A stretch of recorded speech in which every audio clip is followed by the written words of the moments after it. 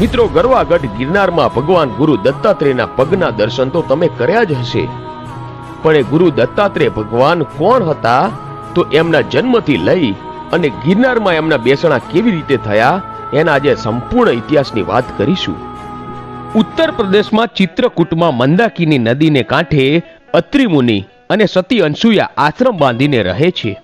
હવે સતી અનસુયાની પતિ ભક્તિ એટલી પ્રખ્યાત કે દરેક જગ્યાએ સતી અનસુયાની પ્રશંસા થાય, અને સતી અનસુયા જેવી પતિ ભક્તિ કોઈની નહીં. પતિ પારાયણ સ્ત્રી પતિનું કહ્યું કરે અને પતિને જમાડીને જમે.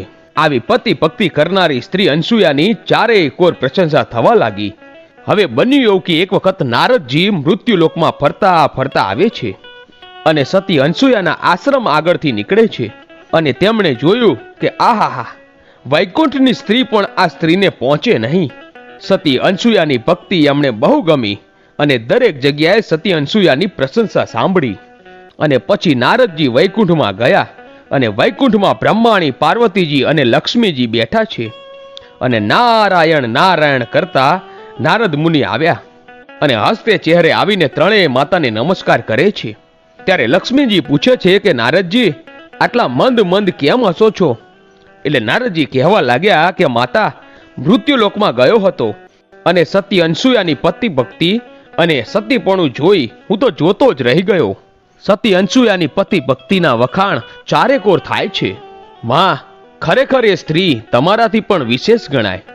અને આવા શબ્દો સાંભળીને ત્રણેય દેવીઓને ખોટું લાગ્યું, અને એમને એમ થયું કે તો અનસુયાનું સતીપણું આપણે જોવું જ પડશે અને એની ભક્તિનો ભંગ કરવો જ પડશે.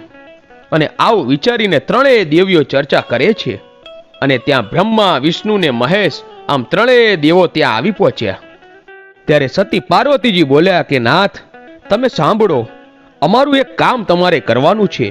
એટલે ભોળાનાથ બોલ્યા, કહો ને સતી, મારે શું કરવાનું છે?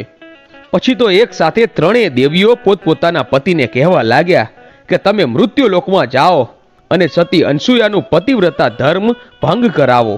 મારે જોવું છે કે પતિવ્રત ભંગ કરે છે કે નહીં, ખરેખર શું એ સાચે જ સતી છે કે નહીં, તે મારે એનું પારખું કરવું છે. અને પોતાના પત્નીઓનો આવો આગ્રહ જોઈ અને ત્રણેય દેવો નક્કી કરે છે કે ચાલો ત્યારે જોઈએ કે આ સતી અનસુયા કેવી સતી છે. અને આવું વિચારીને ત્રણેય દેવોએ સાધુનો વેશ ધારણ કરીને સતી અનસુયાના આશ્રમમાં આવે છે. અને જ્યારે આ ત્રણેય બ્રાહ્મણોનો વેશ ધરીને આવ્યા ત્યારે અત્રિ ઋષિ આશ્રમમાં નહોતા અને સતી અનસુયા એકલા જ હતા. એટલે ભિક્ષામ દેહી કહીને ત્રણેય સાધુ ઉભા રહ્યા, અને સતી અનસુયા વનફળનો થાળ ભરીને ભિક્ષા આપવા આવે છે. એટલે આ ત્રણેય સાધુ બોલ્યા કે માં, અમારે વનફળ નથી ખાવા, અમારે તો તમે જે રસોઈ કરો ને એ અમારે પાટે બેસીને જમવું છે. કાંઈ વાંધો નહીં, આવો બેસો, હું હમણાં જ રસોઈ કરું અને તમને જમાડું. અને પછી તો કહેવાય છે કે સતી અનસુયા રસોઈ કરે છે અને થાળ પીરસીને આ ત્રણેય સાધુઓને જમવા બેસાડ્યા. અને જેવા માં અનસુયા પીરસવા આવે છે એટલે આ ત્રણેય સાધુ એમ કહે છે કે અમારે એમ નથી જમવું. તો તમારે કેમ જમવું છે?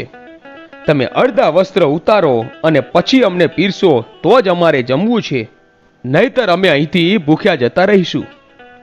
સતી અનસુયા સમજી ગયા કે સાધુ કોઈ દિવસ આવી માગણી ન કરે, નક્કી આ કોઈ મારી પરીક્ષા કરવા આવ્યું છે. એટલે સતી અનસુયાએ હાથમાં પાણી લઈ અને જેવા ત્રણેય દેવો પર પાણીની અંજણી છાટીને બોલ્યા કે બાળક બની જાઓ. એટલે ત્રણેય બાળક બની ગયા. બ્રહ્મા, વિષ્ણુ અને મહેશ નાના નાના બાળકો થઈ ગયા, 6 મહિનાના બાળ. અને સતી અનસુયા પોતાનું ઓઢણું આઘું કરીને વારા ફરતી ત્રણેય બાળકોને સ્તનપાન કરાવ્યું. આમને તો ભૂખ લાગી હતી ને, ભોજન કરવું હતું ને, તો 6 મહિનાના બાળકને સ્તનપાન કરાવી અને માં અનસુયાએ બાળકોના પેટ ભર્યા. પછી તો આંબાની ડાળે હિંચકો બાંધીને અને ત્રણેય બાળકોને હિંચકાવે અને માતા અનસુયા હાલરડા ગાય છે. અને આમ થાતા થાતા દિવસો વીતી ગયા, પણ આ બ્રહ્મા, વિષ્ણુ ને મહેશ એ પાછા વૈકુંઠમાં આવ્યા નહીં. અને આ ત્રણેય દેવીઓ મૂંઝવણમાં પડી કે અમારા પતિદેવો અનસુયાની પરીક્ષા કરવા માટે ક્યારના મૃત્યુલોકમાં ગયા છે, પણ હજુ સુધી પાછા કેમ ન આવ્યા? ક્યાં રોકાઈ ગયા હશે? અને આવી મૂંઝવણ કરતા ત્યાં નારદજી આવ્યા.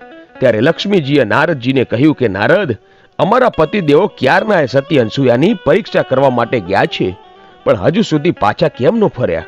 ત્યારે નારદજીએ હસીને કહ્યું કે માતા, તમારા ત્રણેયના પતિદેવો તો હજુ અનસૂયાના આશ્રમમાં છે. તમે જ્યાં સુધી પાછા નહીં લાવો ને ત્યાં સુધી એ પાછા નહીં આવે. તમારા ત્રણેયના પતિદેવોને અનસૂયાએ કેદ કરીને રાખ્યા છે. જ્યાં સુધી તમે પાછા નહીં લાવો ને ત્યાં સુધી એ પાછા નહીં આવે. અને પછી ત્રણેય દેવીઓને આમ થયું કે ચાલો આપણે પણ જવું પડશે. અને એટલે ત્રણેય દેવીઓ લક્ષ્મીજી, પાર્વતીજી અને બ્રહ્માણી એ સામાન્ય સ્ત્રીનું રૂપ લઈને અત્રિ ઋષિના આશ્રમમાં આવે છે. અને અનસૂયાની આગળ આવીને કહે છે કે માં, કે અમારા પતિદેવો તમારા આશ્રમમાં આવ્યા છે, તે અહીંયા ક્યાં છે? ત્યાં તો બાજુમાં નારદ મુનિ પણ આવ્યા અને કહેવા લાગ્યા કે માં, આજે આંબાની ડાળે હિંચકા બાંધ્યા છે, એમાં 3 નાના નાના બાળકો છે અને એ ત્રણે તમારા પતિદેવો છે. અને આ જાણીને ત્રણેય દેવીઓના મોઢા ઝાંખા પડી ગયા કે અરે રે, આ અમારા પતિદેવ 6 મહિનાના બાળકમાં? ત્યારે અનસૂયામાં દાંત કાઢીને કહે છે કે હા, હું તમને પણ ઓળખું છું કે તમે તમારા પતિદેવોને લેવા આવ્યા છો. આ 6 મહિનાના બાળક એ જ તમારા પતિ છે. એને ભૂખ લાગી હતી અને ભોજન કરવું હતું, અને એ પણ અડધા વસ્ત્રે. તો મેં તેમને બાળક બનાવ્યા અને સ્તનપાન કરાવ્યું. એટલે મારું કોઈ વ્રત તૂટ્યું નહીં અને મારું સતીપણું પણ તૂટ્યું નથી. હવે દેવીઓ કરગરીને કહેવા લાગી કે હવે અમારા પતિને અમને સોંપી દો. એટલે અનસૂયામાં બોલ્યા કે આ રહ્યા હિંચકામાં હિંચકે છે, તમે લેતા જાઓ. સૌના પતિને તમે જ ઓળખી લ્યો. હવે તો આ દેવીઓ કેમ ઓળખે? આ 6 મહિનાના બાળકને કેવી રીતે લઈ જવા? હવે આ ત્રણેય દેવીઓ મૂંઝાણી કે હવે શું કરવું. ત્યાં નારદ મુનિ બોલ્યા કે તમારા પતિદેવને સ્તનપાન કરાવ્યું એટલે માં અનસૂયા માં થયા, અને તમારા પણ સાસુ થયા. તો સાસુને પગે લાગો તો તમારું કંઈક કલ્યાણ થાય.